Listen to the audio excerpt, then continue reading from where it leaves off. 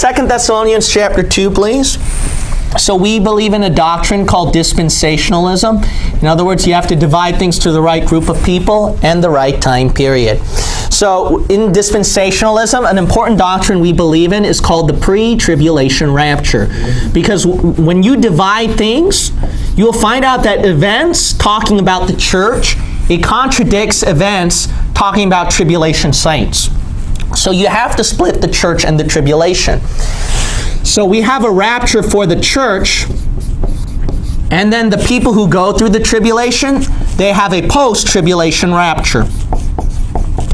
All right, now, the problem with this post-tribulation rapture doctrine is this. There's no doubt. So let's forget post-trib and pre-trib, all right? Let's forget that for now. Just only look at the word rapture. There's no doubt that whenever it talks about this kind of rapture, there's always the nation of Israel tied to it. Whenever you look at this rapture, there's always a church tied into this. Now, let's make it this way. There are verses for a post-tribulation rapture, but what you're going to find out is this. You will see Israel always tied to it. Matthew 24 is the greatest example. After the tribulation, they will gather together the elect. But if you look at 10 verses behind, etc., it says, they which be in Judea, tribes of the earth. It mentions the Sabbath, stand in the holy place. So it's always referring to the nation of Israel.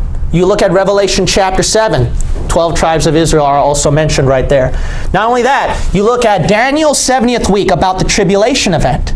It says, it is appointed, Daniel, unto thy people, unto thy city, Israel. So that's the problem. The problem is that whatever evidence you use as a post-tribulation rapture, it's impossible to disconnect Israel from it. It's always reserved for Israel. But it's also impossible whenever you find a rapture about the church, that there is something tied to the church. And not only that, let's not put pre-tribulation here, because that's what makes people not believe in this rapture. What you're going to find out is this. Church is nowhere tied to this.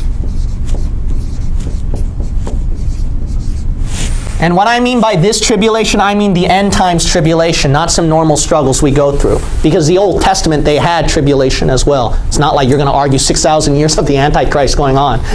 So you'll see right here, see, there's a rapture for the church with no tribulation. But there's a rapture for Israel that's with the tribulation. That's what you're going to find in every evidence of the verses. The only best evidence you can use to show a church going through some kind of tribulation is this passage. There's no other verse. It's in this passage. But you know what the problem is when you look at this passage right here? So in 2 Thessalonians chapter 2, so I showed it in my previous video, so I'm not going to go through every detail here, so I'm just going to make it very brief on this one. The problem with 2 Thessalonians chapter 2 is that it talks about in verse 1, when you look at verse 2,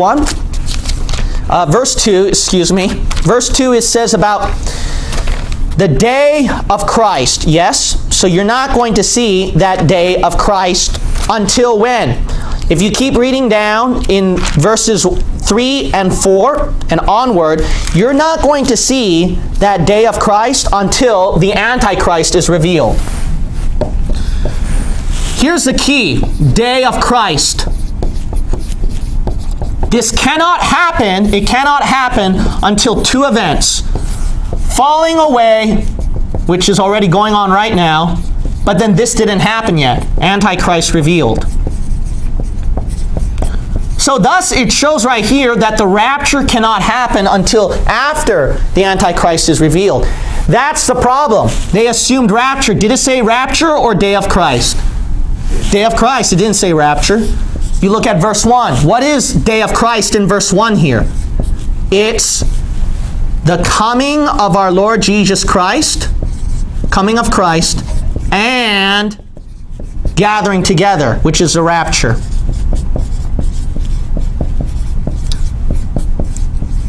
Why? Because whenever you look up the verse, look up every verse that talks about day of Christ and day of the Lord. You know what it's referring to? Apocalypse. Every verse you look at. Because when you look at one example, day of the Lord, this happens well after the millennium, after the tribulation. Another example, day of the Lord, then you find out it's actually at the Old Testament already at the fall of Babylon. Is the rapture an apocalyptic event? Yes. Is the coming of Jesus Christ an apocalyptic event? Yes. So here's the thing. What Paul is saying is that this thing, until these two things happen, then we get the day of Christ that fully occurs with both of these events. See? Both of these events that already occurred. So Paul is not focusing on rapture. That's a problem. He's focusing simply on this. And whenever you look up day of Christ and day of the Lord, whenever you say that word, this is the focus. Apocalypse. So the Christian church right here, this proof text that supposedly proved Christians go through the tribulation, they're fearful of the rapture happening. That is not the case. Christians are not fearful of the rapture happening. They're actually comforted at 1 Thessalonians chapter 5, verse 18. They want the rapture to happen.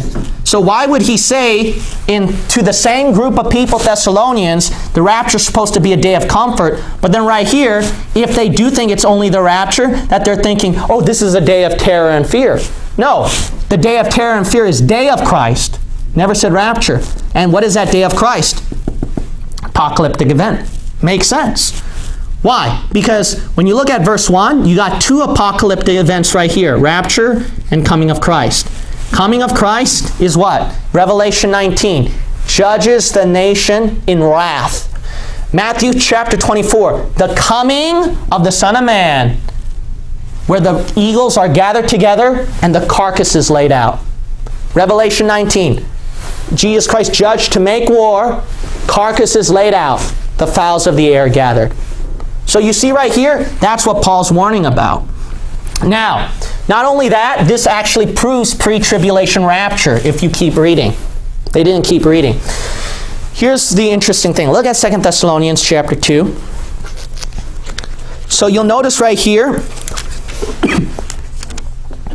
that at verses 1 through 4, he talks about the day of Christ cannot occur until those two events. Now look, he's talking about the tribulation right here, okay? Look at verse 5 and 6. Remember ye not that when I was yet with you, I told you these things. So Paul is telling them what's going to happen at the tribulation. Verse 6, and now ye know what withholdeth, that he might be revealed in his time.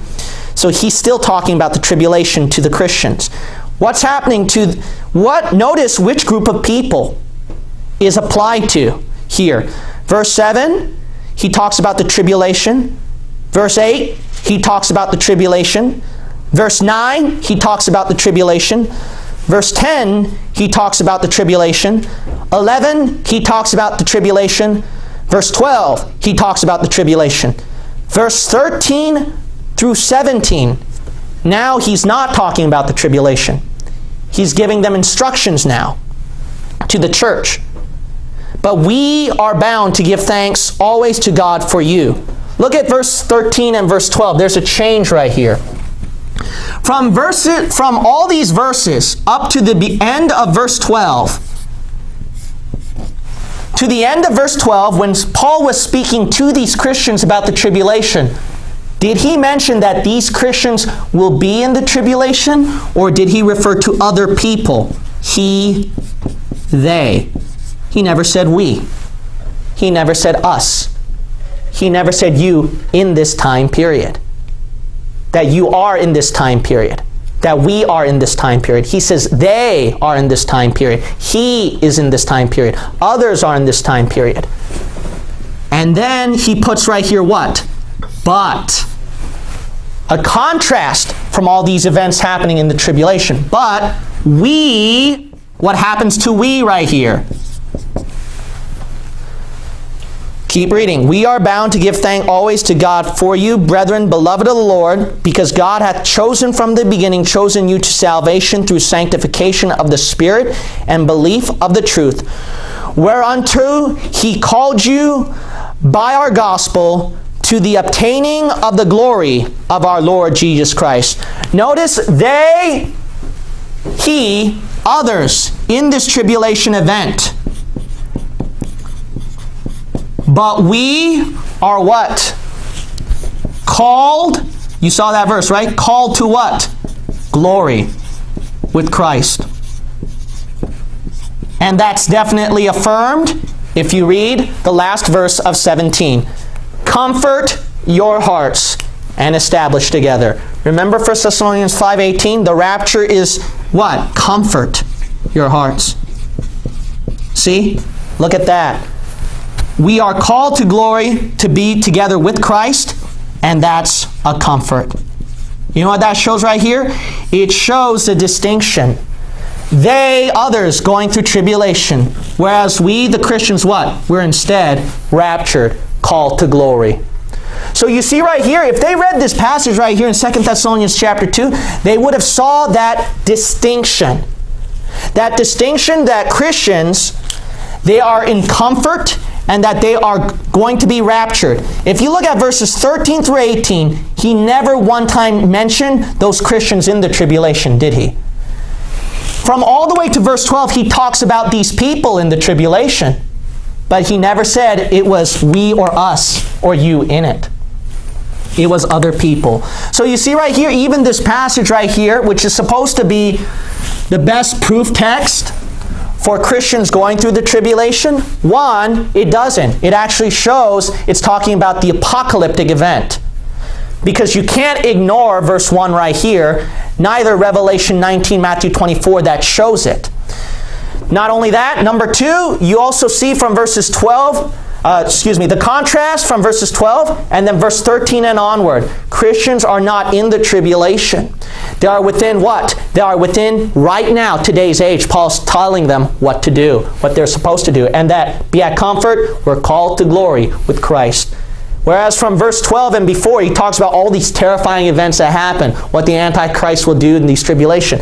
But he never said that we, us, and you are in this.